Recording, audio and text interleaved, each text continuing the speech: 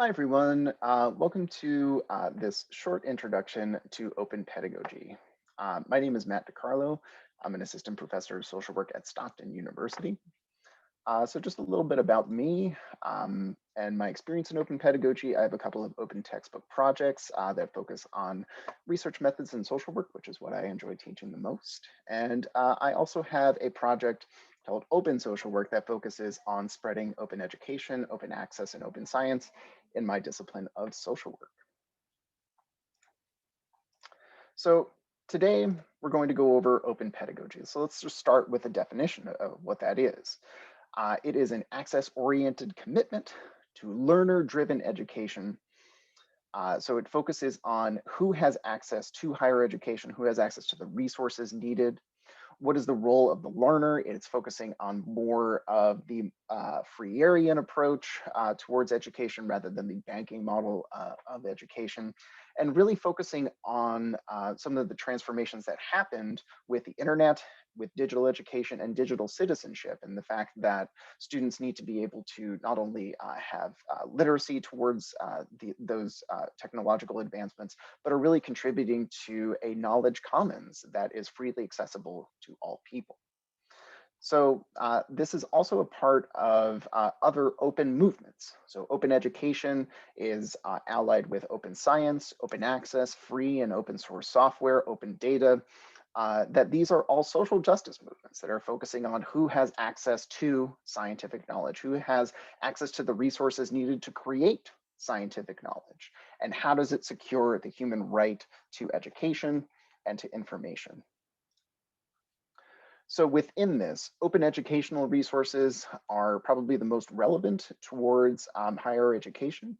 Open educational resources are either in the public domain or they have an open copyright license. So like a Creative Commons license or a traditional knowledge license that allows people to access that resource for free, use it for whatever purpose they want, adapt it and create derivative resources and new things from that open resource and redistribute it freely. It is basically an invitation from the author for any user to use it in a transformative way. So what are OER? They are things like textbooks and videos. So if you've ever used a TED Talk inside of your class, you have used an open educational resource, but it can really be anything. These are just regular, normal resources that professors use, but that carry this open license, either because they're in the public domain or because the author specifically put one in there. So what can you do with OER? How does OER enable different pedagogical opportunities? So OER-enabled pedagogy really tries to define itself by these four characteristics. Are students creating new things, or are they revising and remixing existing open resources? So that the things that they create should have value beyond just this is a learning opportunity, that these are things that feel authentic to the student, that this is something that will help them in the future, but also have an impact on the public. And that the learning that happens shouldn't just be closed behind sort of the LMS platform or within the four walls of the classroom, but should be more public. And for the students who create these resources and the things that they do, that they should have that open license so that other people can build from their work moving forward, and as well as accessing it for free. A good sort of encapsulation of this is no disposable assignments. What is a disposable assignment? A disposable assignment is an assignment that is created for an audience of one, which is the professor. If you could think about like a term paper or something like that, it's a pretty common disposable assignment. They're created for an audience of one, the professor. The professor then gives feedback that the students sometimes don't read, and then it is thrown in the trash at the end of the semester, and that's as far as it goes.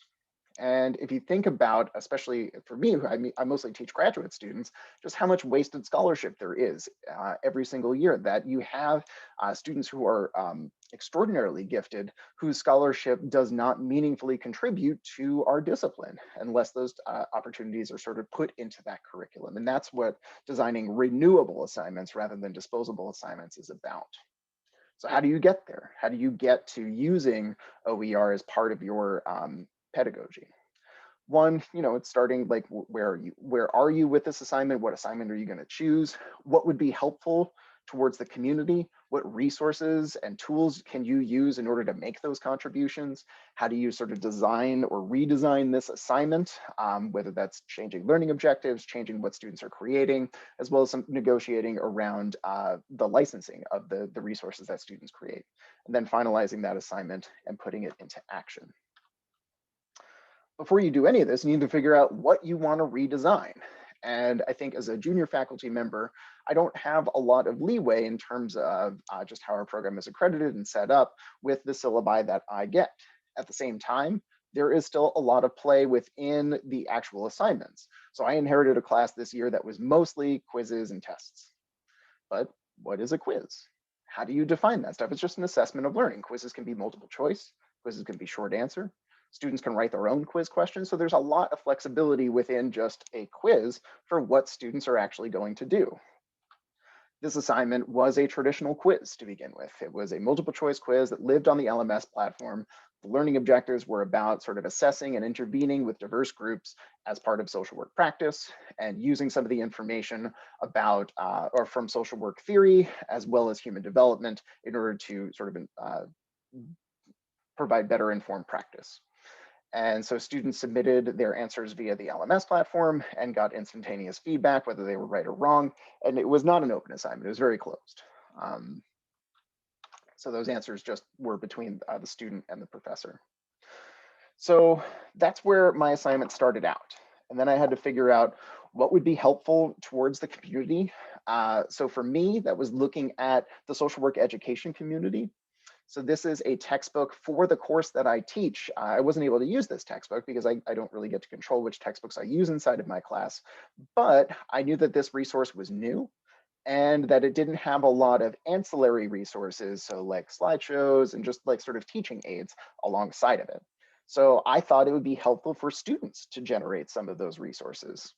So our goal was to create a case study book that would sort of follow along with the different stages of human development from birth through late adulthood and sort of talk about some of the key concepts that come up using either examples from their practice or examples that they found online, and so that you could link to as part of an online resource. So that's what we ended up doing. And we built this stuff inside of platforms that students knew. So we use Google Docs. So students each, at the end of each learning unit, would create a case study, either from their practice or something they found, would create some questions that talk about some of the key concepts from that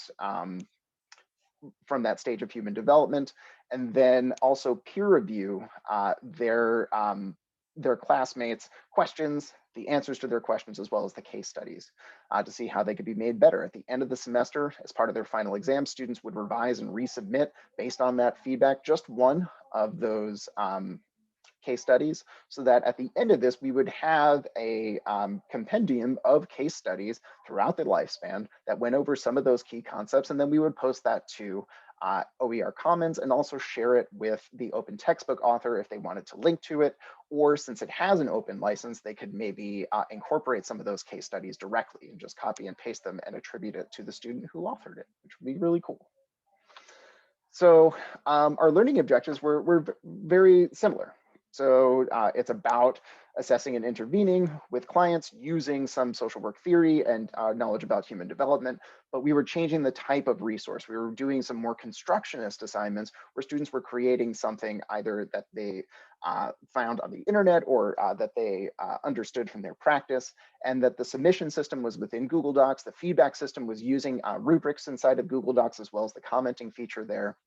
And at the end of the semester, I do have to have a conversation and sort of walk students through what openness means. What does it mean to attach an open license? What does it mean to allow commercial use of your resources or not? You know, the copyright over what students create is not something that we think about very often, and that it really does take a faculty member, perhaps in consultation with a librarian, to really go over that with students and to have students really provide informed consent for using or for publishing the content that they create in class, which is not something that's sort of normally done. So if you're interested in learning more about OER-enabled pedagogy, I would encourage you to take a look at this seminal paper from Wiley and Hilton. There's also a wonderful self-guided workshop from Allen and Katz. And if you're sort of looking at like what types of assignments exist for open pedagogy, I would encourage you to look at this resource from West. But at the beginning of this presentation, I also talked about sort of another approach towards open pedagogy, one that is a little bit more inflected with social justice.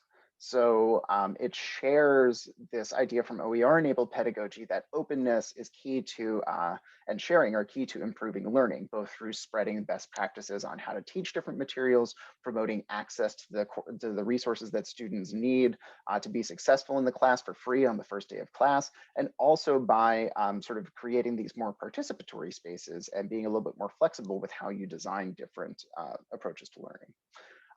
But these open educational practices and the more sort of critical approaches towards open education really focus on social justice, and they care about equity, and sort of openness is one way to achieve these like deeper ideas around social justice and social equity.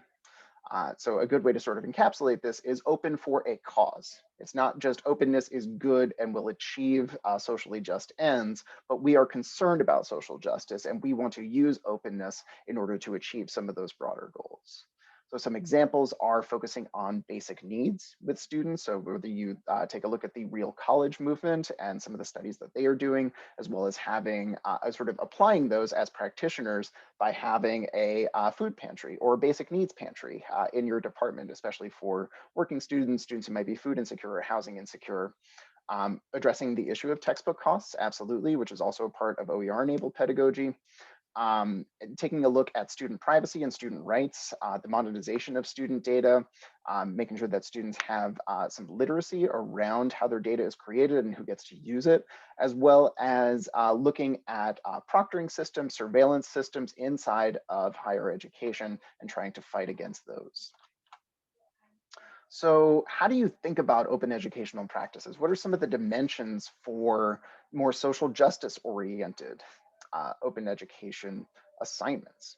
So some of the things you might want to think about is what's at the center of this assignment? What's at the center of how you're thinking about this assignment? Is it more about content? Because then it might be, you know, more focused on like using and creating OER. I'm going to use an open textbook instead of a commercial textbook. I might be, like I was doing in my previous example, creating some open educational resources with students that might benefit other people.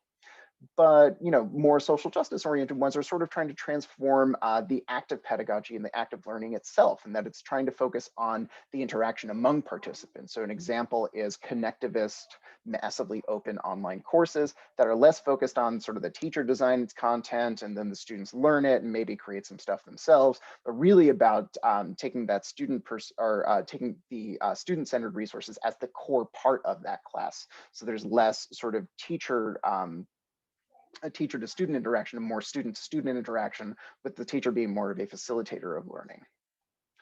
Similarly, is the teacher at the center here, or is the learner at the center of this assignment? So teacher being at the center, it's usually around selecting OER, selecting open resources, making sure that that textbook is accessible to people and that the core resources are there on the first day of class and are accessible to everybody. The more social justice oriented one is, again, getting away from that more banking model of education and trying to get people to create these open and public resources, to get people to think critically about the systems that they are in and trying to create resources that can try and fight against some of the things that they are being impacted by. And again, is pedagogy at the center here? Is it really about sort of open sharing, improving teaching and learning, and spreading those best practices around, because teachers are talking to teachers about what works. They're sharing virtual resources and digital resources together so that we can share the workload, not reinventing the wheel 1,000 times, and that students can access those things for free. And so that makes things better. And that's all true. But social justice oriented approaches towards open education really emphasize focusing on deconstructing and transforming these systems of power themselves. So it's not just about open for its own sake and access as being sort of the only part of it, but it's about what you do with that access, taking a more critical eye. So it might be focusing more on economic injustice and it being about more than just sort of redistributing who has access to educational resources, and about addressing a lot of the root causes of economic precarity and maldistribution within the higher education system itself and broader society. That it's not just about sort of accessing educational resources for different diverse groups, but are diverse groups represented inside of the learning resources, or do they sort of perpetuate the dominance of Western culture, of the privileged positions within academia? Is it mostly about dead white guys and learning what they wrote? Or do they see themselves really represented inside of these systems? And is the learning process itself designed for these diverse groups? Is it accessible to them? Does it work for them? And then the political injustices, again, in more OER focused approaches towards open education, it's really, again, just about getting access to education, and that being sort of a part of the political, being a well-informed citizen inside of society, and that being important. But in a more social justice oriented lens, is really focusing on, are students represented in the process of designing what their learning experiences are like? And are we sort of reframing by addressing these like root causes of political misrepresentation? So that was a lot of terms, it's a lot of theory. What does this actually look like when you try to redesign an assignment? So I am very fortunate to be in a class that really does focus on advocacy.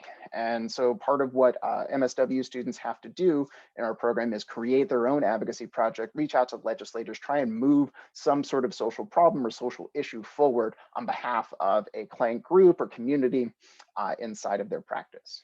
And so for me, how can I make that assignment, which is already very publicly focused, it can be very authentic, especially since students get to choose their own project. How can I make that assignment even better? How can I make that really implement some of these ideas around social justice oriented education? So one of them is by having a more learner-centered model.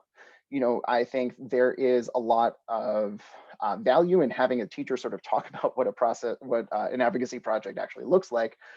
And students go out and implement that stuff and they get feedback from the professor. And that's all good. There's definitely a student part of that. There's definitely a teacher-centered part of that.